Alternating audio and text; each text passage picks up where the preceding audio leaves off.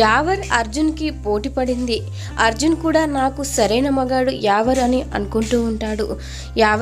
యావరైతేనే నేను పోటీ ఇవ్వగలను అని అర్జున్ అనుకుంటూ ఉంటాడు. సో ఇప్పుడైతే అర్జున్కి యావర్కి పోటీ పడింది. 2 స్తంభాలను పెట్టి పోటీని పెట్టారు. ఆ స్తంభము ముందుగా ఎవరిది పడిపోతే వాళ్ళు ఓడిపోయినట్టు.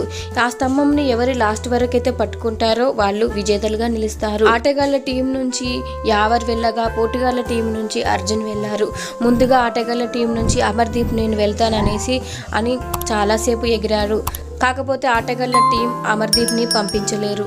కారణం అమర్దీప్ కన్నా యావర్ బాగా ఆడతాడు కాబట్టి. ఫిజికల్ టాస్క్లో యావర్ కంటే ఎవరు బాగా ఆడలేరు. అందుకోసమే ఆటగాళ్ళ టీం నుంచి యావర్ని పంపించారు.